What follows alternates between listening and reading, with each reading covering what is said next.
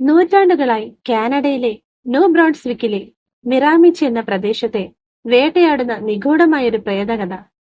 തലമുറകളായി നാട്ടുകാരെയും സന്ദർശകരെയും പാരനോർമൽ ഗവേഷകരെയും ഒരുപോലെ ഭയപ്പെടുത്തിയ തലയില്ലാത്ത ഒരു കന്യാസ്ത്രീയുടെ ഗതി കിട്ടാതെ അലഞ്ഞ ഒരു ആത്മാവ്. അവർക്കും പറയാനുണ്ടായിരുന്നു ഹൃദയഭേദകമായൊരു കഥ. ആ കഥയുടെ യാഥാർത്ഥ്യമറിയാനായി welcome back to my channel mystery busters.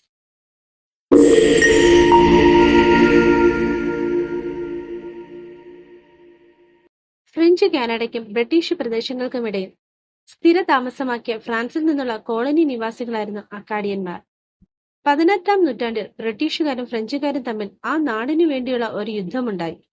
എന്നാൽ യുദ്ധത്തിൽ ബ്രിട്ടീഷുകാർ ജയിക്കുകയും 1713 ഉട്രെക്റ്റ് ഉടമ്പടി പ്രകാരം ഇന്നത്തെ നോവ സ്കോട്ടിയയിലെ ഭൂരിഭാഗം ബ്രിട്ടീഷുകാർക്ക് വിട്ടുകൊടുക്കാൻ ഫ്രാൻസ് നിർബന്ധിതനായി.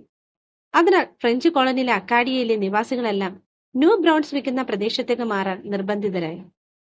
എന്നാൽ അവിടെ അവർക്ക് സമാധാനമുണ്ടായില്ല. ബ്രിട്ടീഷുകാർ അക്കാഡിയന്മാർ താമസിക്കുന്ന കോളനിക്കരികെയുള്ള നോവ സ്കോട്ടിയയിലേക്ക് കുടിയേറ്റക്കാരെ അയച്ചു. ഇത് വീണ്ടും പ്രശ്നങ്ങൾക്ക് വഴിയൊരുക്കുകയും ഒടുവിൽ 1749 അടുത്ത യുദ്ധം ഉണ്ടാവുകയും ചെയ്തു. ആ യുദ്ധത്തിലും ബ്രിട്ടീഷുകാർ വിജയം കൈവരിക്കുകയും ചെയ്തു. ഇതിനെ തുടർന്ന് അക്കാഡിയന്മാരെ പുറത്താക്കൽ എന്നറിയപ്പെടുന്ന നിയമനിർമ്മാണം നടപ്പിലാക്കുകയും ചെയ്തു. 10,000-ലധികം അക്കാഡിയന്മാരെ അവരുടെ വീടുകളിൽ നിന്ന് പുറത്താക്കപ്പെടുകയും അമേരിക്കൻ കോളനിയിലേക്കും ഫ്രാൻസിലേക്കും നാടുകടത്തപ്പെടുകയും ചെയ്തു. 5,000-ലധികം പേർ പട്ടിണി, രോഗം, കപ്പൽ തകർച്ച എന്നിവയിൽ നിന്നുള്ള അപകടം മൂലം മരണപ്പെട്ടു. എന്നാൽ 2,000-ഓളം വരുന്ന അക്കാഡിയന്മാർ പിടിക്കപ്പെടാതെ പോയി. തങ്ങളെ കണ്ടെത്തുകയില്ലെന്ന പ്രതീക്ഷയിൽ അവർ ന്യൂ ബ്രോൺസ്വിക്ക് പ്രദേശത്ത് ഒളിവിൽ കഴിയാൻ തുടങ്ങി. എന്നാൽ അവിടുത്തെ അവരുടെ ജീവിതം ദുരിതപൂർണമായിരുന്നു. ചികിത്സകൾ കിട്ടാതെ രോഗങ്ങൾ വന്ന് കഷ്ടപ്പെടുന്നവരുടെ എണ്ണം അവിടെ കൂടുതലായിരുന്നു. അങ്ങനെയിരിക്കെ ഒരു ഫ്രഞ്ച് കന്യാസ്ത്രീയായ മേരി അക്കാഡിയന്മാരുടെ ഈ ദുരവസ്ഥയെക്കുറിച്ച് അറിയാനിടയായി. രോഗികളെയും യുദ്ധത്തിൽ പരിക്കേറ്റവരെ സഹായിക്കാൻ കോളനിയിലേക്ക് തന്നെ അയക്കണമെന്ന് അവർ പുരോഹിതന്മാരോട് അപേക്ഷിച്ചു. പുരോഹിതന്മാർ അവരുടെ അപേക്ഷ സ്വീകരിക്കുകയും അതിന് സമ്മതം മൂളുകയും ചെയ്തു. കത്തോലിക്ക കന്യാസ്ത്രീയായ മേരി നല്ലൊരു അധ്യാപികയും കൂടാതെ ഒരു നേഴ്സുമായിരുന്നു. കോളനിയിലെത്തിയ സിസ്റ്റർ മേരി അവിടുത്തെ ജനങ്ങളുടെ പരിതാപകരമായ അവസ്ഥ കണ്ട് ഒരുപാട് വിഷമിച്ചു. പോഷകാഹാരക്കുറവും ക്ഷീണവും കുഷ്ഠരോഗവും മൂലം വലയുന്ന ജനങ്ങളെ തന്റെ ശുശ്രൂഷയും സംരക്ഷണവും കൊണ്ട് സാധാരണ നിലയിലാക്കാൻ സിസ്റ്റർ മേരിക്ക് കഴിഞ്ഞു. അതിനാൽ സിസ്റ്റർ ആ കോളനിയിൽ എല്ലാവർക്കും പ്രിയപ്പെട്ടവളായി മാറി. ആ നാട്ടിലെ ജനങ്ങളുടെ ആവശ്യത്തിനായി ഒരു ഫണ്ട് തയ്യാറാക്കാൻ സിസ്റ്റർ മേരി തയ്യാറായി. അങ്ങനെ സിസ്റ്ററിന്റെ പ്രേരണ നല്ലൊരു ഫണ്ട് ഉണ്ടാവുകയും ചെയ്തു. ക്രമേണ സിസ്റ്ററിന്റെ കാരുണ്യത്താൽ കോളനി നിവാസികളുടെ ജീവിതം മെച്ചപ്പെടാൻ തുടങ്ങി. അവരുടെ ജീവിതം സന്തോഷപൂർണമായി. എന്നാൽ ഈ സന്തോഷമൊന്നും അധികകാലം നീണ്ടു നിന്നില്ല.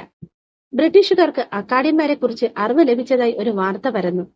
കൂടാതെ അവർ അക്കാഡിയന്മാരെ അന്വേഷിച്ച് ഇറങ്ങിയതായി അറിയാനിടയായ അക്കാഡിയന്മാർ ആകെ വിഷമത്തിലായി.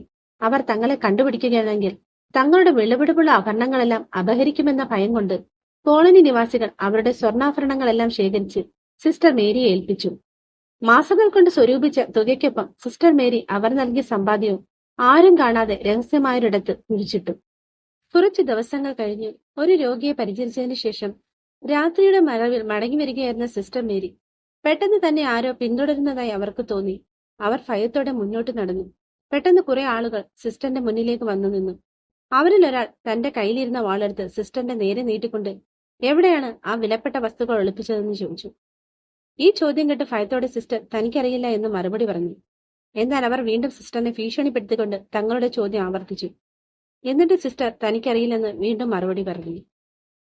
ഒടുവിൽ ദേഷ്യം വന്നവർ സിസ്റ്ററിനെ മർദ്ദിക്കാൻ തുടങ്ങി. എന്നാൽ എത്ര ഉപദ്രവിച്ചാലും അവർ സത്യം പറയില്ലെന്ന് മനസ്സിലാക്കിയ അക്രമികളിൽ ഒരാൾ ദേഷ്യത്തോടെ വാളെടുത്ത് സിസ്റ്ററിന്റെ തല നിർദാക്ഷിണ്യം വെട്ടിയെറിഞ്ഞു. ഈ ബഹളം കേട്ട് സമീപത്തെ വീടുകളിൽ നിന്ന് ആളുകൾ ഓടി വരുന്നുണ്ടായിരുന്നു. പക്ഷെ അവർ ഓടി വരുന്നത് കണ്ട അക്രമികൾ സിസ്റ്ററിന്റെ തല അടുത്ത കണ്ട തോട്ടിലേക്ക് വലിച്ചെറിഞ്ഞ് ഇരുട്ടിലേക്ക് ഓടി മറന്നു. ഓടി വന്നവർ തലയില്ലാത്ത അവരുടെ മൃതശരീരം കണ്ട് ഞെട്ടിത്തെറിച്ചു നിന്നുപോയി.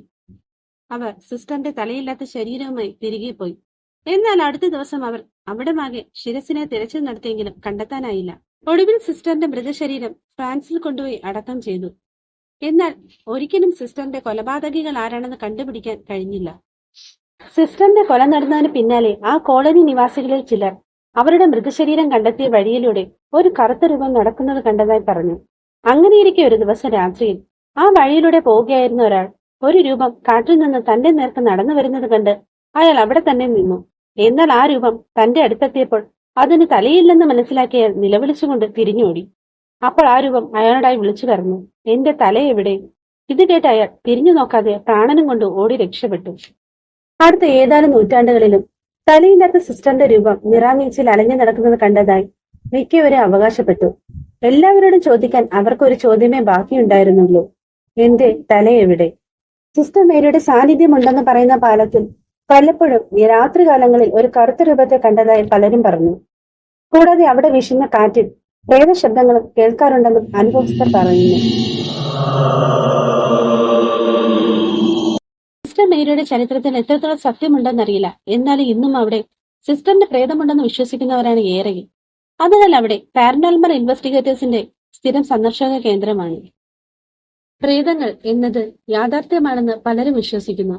എന്നാൽ ആ വിശ്വാസത്തിനേക്കാൾ ഉപരി ഇത്തരത്തിലുള്ള കഥകൾ മനുഷ്യർ വായിക്കാനും കേൾക്കാനും ഇഷ്ടപ്പെടുന്നുണ്ടോ എന്നതാണ് ഇതിന്റെ ഏറ്റവും വലിയ സത്യം.